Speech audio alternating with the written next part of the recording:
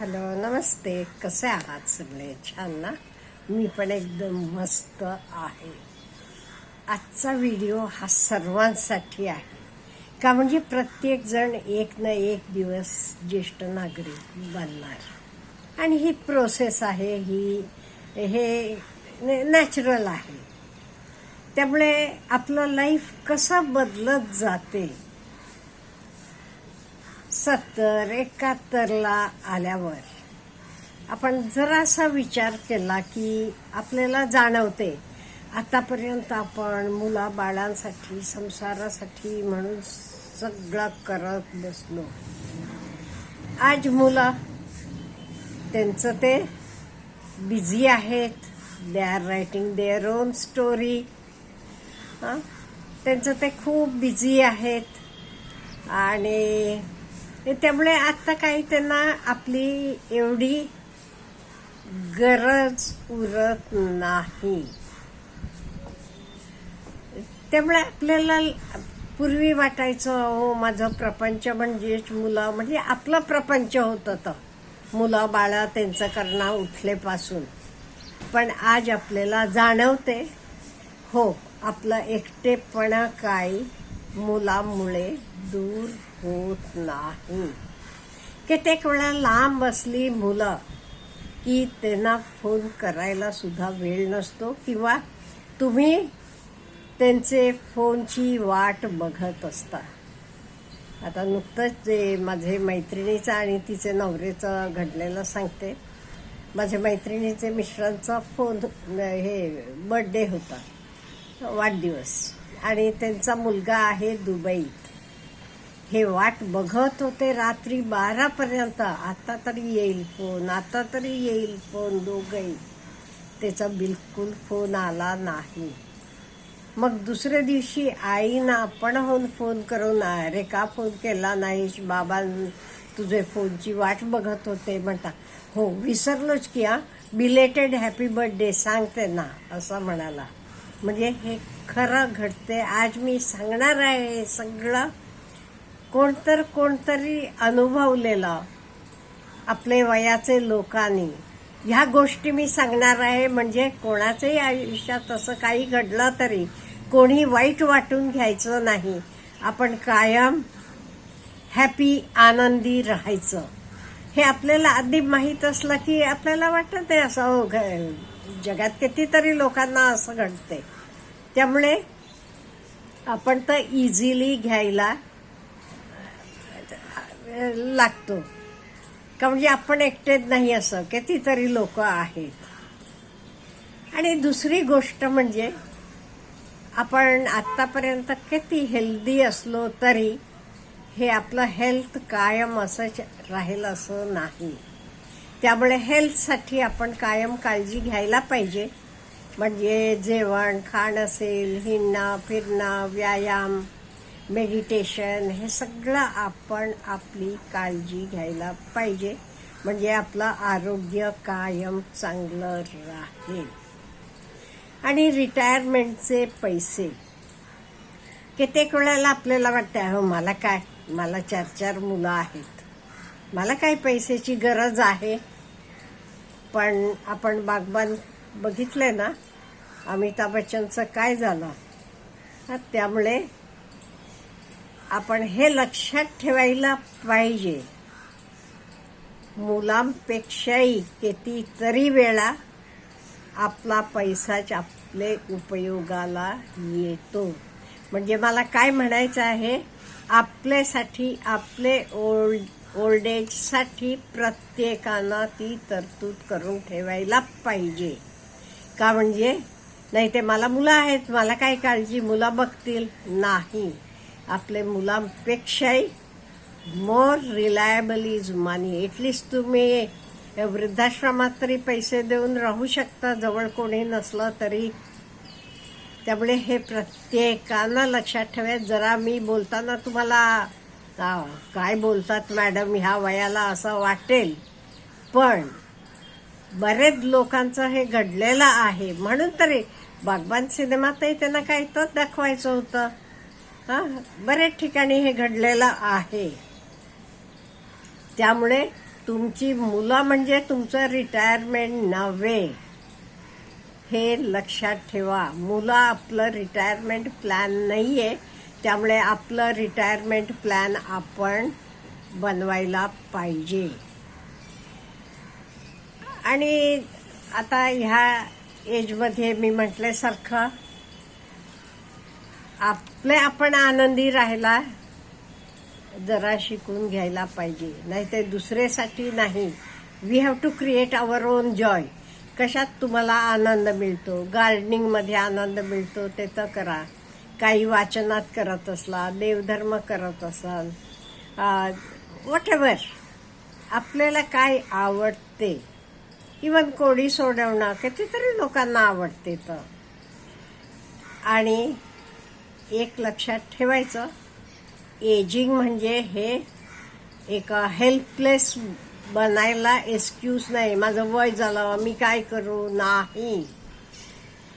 हे बघा, आपले मनाला, आपले विचारांना कधी त्यांचं वय होत नाही. They never become old.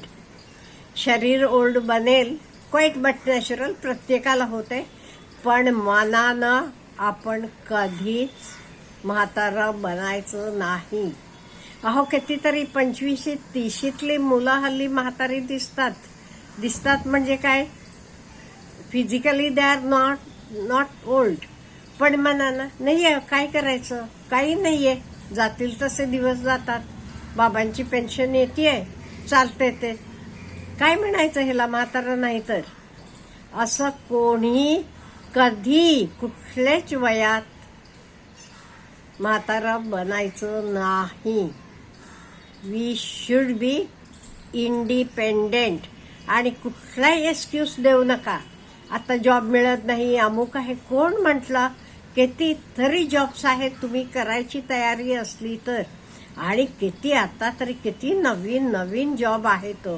आता परवा मला कळलं, म्हणजे मलाही माहीत नव्हतं, मी बोलले असेल पूर्वी. आमचे एक ओळखीच्या आहेत, त्यांना खरं जॉब करायचं नव्हतं पहिलेपासून. लग्न करतानाही त्यांची अट होती, मी घर बघते, स्वयंपाक छान करते, घर स्वच्छ ठेवते, पण मी काही बाहेर जाऊन जॉब करणार नाही. हो म्हणाला मुलग्याला. नंतर अचानक त्यांना जॉब चालत आला, त्यांचे आवडीचा. काय जॉब होता? टेस्ट करणे, टेस्ट, चव बघणे. म्हणजे आता श्रीखंड आहे तर किती आंबट आहे का, गोड आहे का, बरोबर आहे, असं प्रत्येक वस्तूचं टेस्ट करायचं. आठवड्यात 3 आणि पगार लाखाचे वर. आणि मी सांगू तुम्हाला, मनी इज द ग्रेटेस्ट मोटिवेटर. ती मग 1-2 महिने नोकरीला जाऊन आल्यावर सासूबाई मुद्दाम म्हणाल्या तिला, अगं तुला नोकरी करायची नाही ते काही करू नकोस. आमचा काही तुला आग्रह नाही नोकरी कर म्हणून, तुला इच्छा नसली ते बिलकुल नाही. आई जाते की काय, आठवड्यात 3 दिवस तर जायचं. आणि त्यांचं मूल पण तोपर्यंत मोठं झालेलं आहे. आमचे निवायवडाचे आहे मुलगा, तो पण इंडिपेंडेंट झालेला आहे. मग काय, म्हणजे मनी इज द बिगेस्ट मोटिवेटर. त्यामुळे कशालाही तुम्ही एक्सक्यूज देता कामा नये. माझं वय झालं, कुठलंही वय असू दे, आपल्या पायावर आपण उभं राहायचं कायम, फायनान्शियली आय मीन. आणि पास्ट विसरून जायचं म्हणजे लेट गो करायचं. नाही ते काही लोकांना सवय असते बघा, अयो आमचे काळी, आम्ही हे करत होतो, तो करत होतो, अमुक तमुक. नाही, तुमचा काळ संपला. आता ह्या काळात जगायचं आहे आपल्याला. त्यामुळे we have to adjust to the present आणि लेट गो करायचं. पास्ट चांगला असू देत, वाईट असू देत, सगळं. आणि आपली सर्वात जास्त व्हॅल्युएबल प्रॉपर्टी म्हणजे शांतता, पीस. आपण आपली प्रॉपर्टी कशी सांभाळतो तशी मनाची शांतता सांभाळायची. म्हणजे कारणाशिवाय कोणाशी वादावादी करायची नाही. कोणी भांडत असलं की मध्ये घुसून तर भांडण थांबवायला जायचं नाही. गरज नसली तर जास्त बोलायचं सुद्धा नाही. नेक्स्ट इज रोज नवीन काहीतरी शिकत जायचं. हो, लर्निंग न्यू. काही नवीन रेसिपी करायला शिका, नवीन काहीतरी फोनवर नवीन काही आत्मसात करा, नवीन काहीतरी शिवणकामातलं शिका, नवीन काहीतरी, काही नवीन भाषा चालेल, काही. Keep on learning new. आणि का नाही, आपण नवीन लर्निंग किंवा न्यू लर्निंग किंवा लर्निंग थांबवला की त्या दिवशी तुम्ही म्हातारे झालात. त्यामुळे कीप ऑन लर्निंग, बिकॉज हे लर्निंग आहे का नाही, हे आपल्याला कायम यंग ठेवते. आणि ageing is an exam, no one can take for you. ही एक परीक्षा आहे, वय होणं, एजिंग म्हणजे.